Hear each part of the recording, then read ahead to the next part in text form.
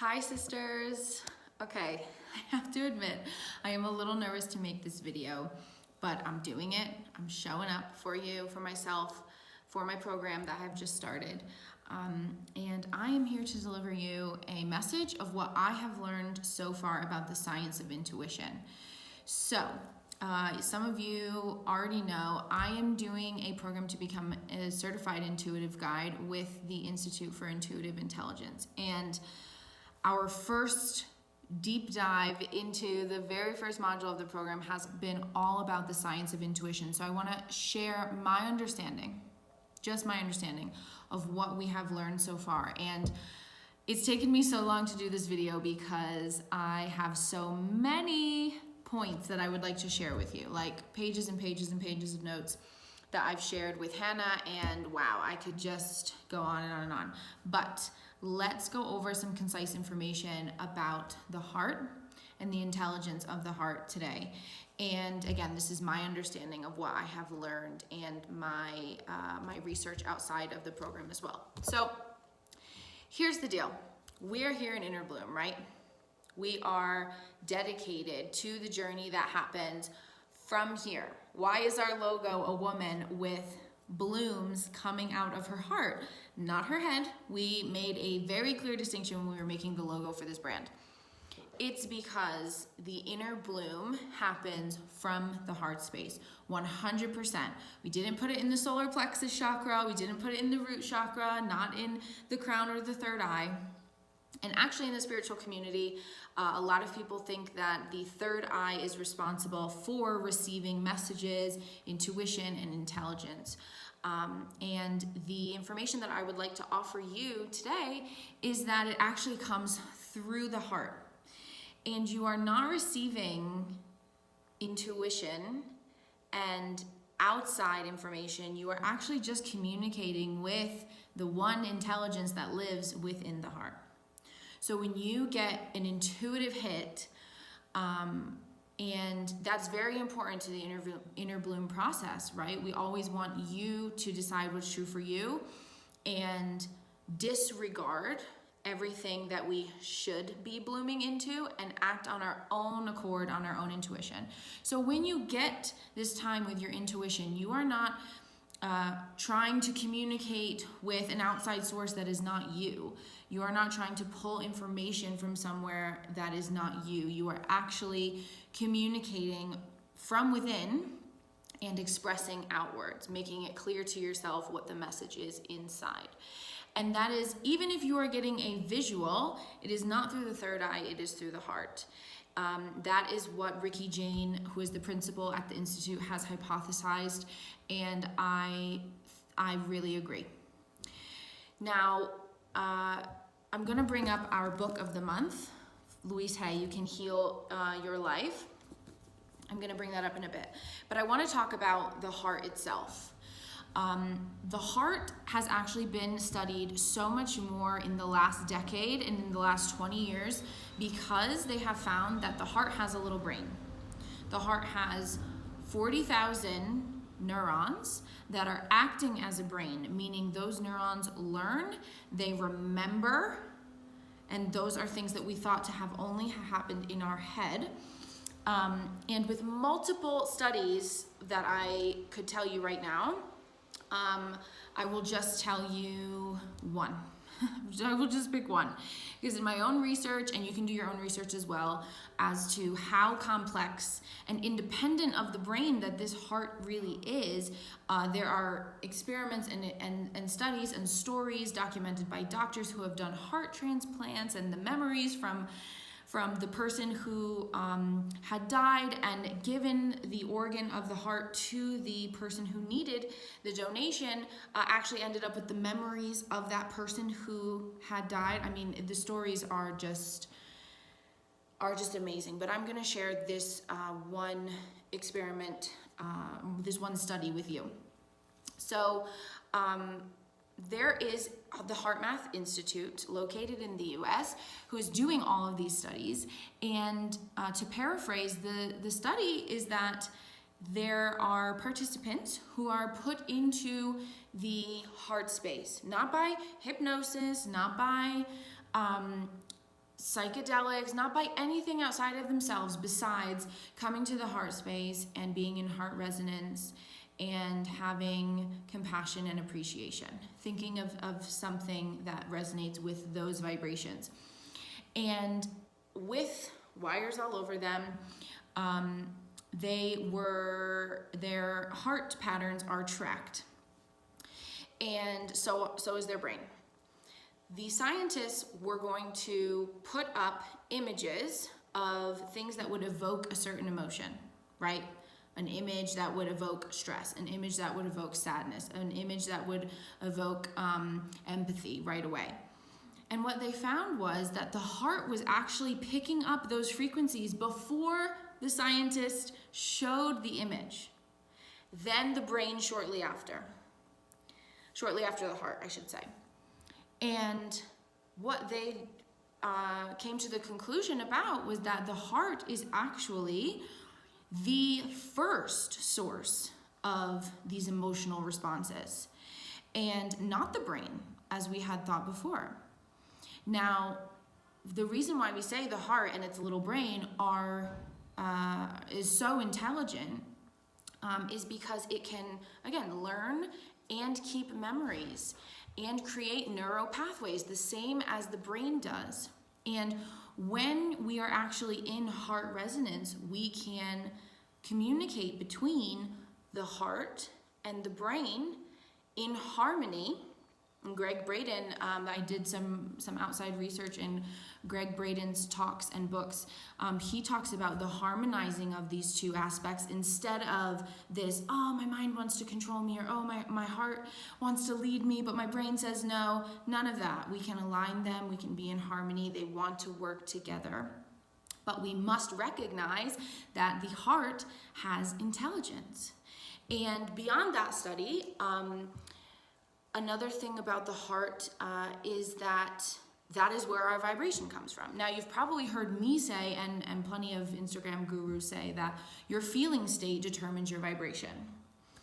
And for me, at least, I didn't really get that it's not just the feeling state. It's literally coming from your heart. So even if you are thinking happy thoughts, your heart is actually the intelligence that is sending out your frequency. It has the biggest electromagnetic field from any organ of your body, okay? So that electromagnetic field that is shooting out at all times, 3 or 4 feet in all directions, even down into Mother Earth, is determined by the state of the heart. So, I want to say this. This video is not about epigenetics, which is the study of our body's ability to heal itself based on where we place our consciousness. And I'm doing this, but why am I doing this? Why am I saying that consciousness is in the brain? Because that's what I'm used to. But through what I'm learning, I should be doing this. I should be saying where we place our consciousness. Not saying that this is the only house for the consciousness, right? But it is the first. It is the major. It is the first in line that then sends messages to our brain. Just a little side note before I talk about epigenetics. This wraps in with it, right? So I'm about to talk about how our consciousness affects our physiological symptoms, affects our dis-ease. As Louise Hay would say, dis-ease, not disease. And that we always have the ability to bring our body back to harmony and ease. Why am I linking that in? Because those messages that are being sent from the little brain of the heart up to your brain are basically determining what functions your brain is going to send out to your nervous system, to your central nervous system. So Greg Braden and the Heart Math Institute actually says, I'm gonna link the Heart Math Institute TED Talk because it's amazing. So on there, you learn that the brain's higher functioning is determined by the messages that the heart is sending up. Because the heart actually secretes hormones and helps balance your hormones, which have a huge effect on the brain. We know that. We absolutely know that. So the heart actually secretes a peptide that is in charge of lowering cortisol levels. When we lower cortisol levels, we can have higher functioning of the brain. When we have higher cortisol levels, we go into fight or flight, and we go very Neanderthal very quick. I'll just put it that way. And that anxiety brain is the adrenaline brain, is the cortisol brain. So if your heart can send messages of safety to your brain, it is 100% going to be inhibiting higher brain function. Therefore, the physiological symptoms, therefore the physiological effects are going to improve. Okay?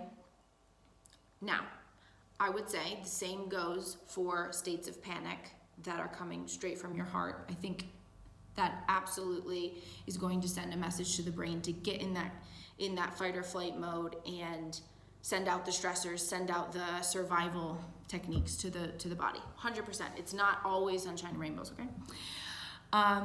So, Louise Hay, in this book, we all need to read this book. I mean, Hannah told us this is the recommended book for February, and I mean, she's right on point. Like, the words aren't coming out, but I can't tell you how many of you I have thought. I'm only up to chapter 3, and how many of you sisters have come to mind with these lessons in here. Oh my God. So within the first 2 chapters, she starts talking about the body, and how you can heal your life is how you heal your body as well. Where a lot of the cancers and heart conditions and several other dis-ease conditions are able to be relieved and come back into equilibrium and come back into harmony by letting go of resentment, by letting go of anger, by letting go of guilt and shame and disappointment and these low vibrations that trap our heart's intelligence. And I couldn't help but link the two. Like, this woman has books just on epigenetics, just on the fact that our hearts actually control everything in the body, and our emotions are important, and our traumas need to be healed. Hear me on that. And you can heal your own, trust me, by getting into that heart space. And so I think it is so relevant for this discussion, and it is 100% something that I'm taking on by reading this book and by also going through my program and learning about this stuff, about the heart intelligence, and researching things like heart math. And I want you guys to know this is information that is available to all of us. And I'm so grateful that this is coming to me right now. And just lastly, before I sign off, Hannah and I have been having lots of conversations about the heart space and about how to move your consciousness, which we would originally think is up here. Like, I think of the eyeballs that I'm looking out into the world as my consciousness. It's my filter. It's where I put my focus. So if you just move down to the heart, like literally move your eyeballs down to the heart, what does it look like from the heart? And more importantly, what does it look like inside the heart, where the soul is? Okay, the seat of the soul. And from here, we make better decisions because of what I just said. That brain in your heart is sending messages to your cranial brain and allowing you to have the right hormone levels to make higher level thinking possible. And that is something that is not just for science-y talk and not just for big decisions in your life. That is something that affects us every single second and minute of this Innerbloom journey. Like, really, it does. Okay? I could go off on an hour-long talk right now, but I won't. I would love to continue the conversation underneath this video, and let me know if any of this resonated with you, blew your mind. If you want more information, I will link the TED Talk. But if you want further resources, I'm happy to give them to you. And if you want further clarification on anything that I said, please comment and let's get the conversation going, because this hard stuff is where it's at. This is my new focus, and it is definitely something that I will be bringing to you as we are so focused on the inner bloom here. I just want everyone to know that it's right here, and that it is so intelligent, and that it can work with the cranial brain, and that the intelligence and the intuition that you are sensing, a lot of you are waking up to this right now, that you have it within you, it comes through the heart and then gets sent to the brain. And you need to know that, and that your safety and your truth is always with your heart. Thank you for listening to me babble. I hope that was educational and informative. If it resonates with you, great, and I will see you guys soon.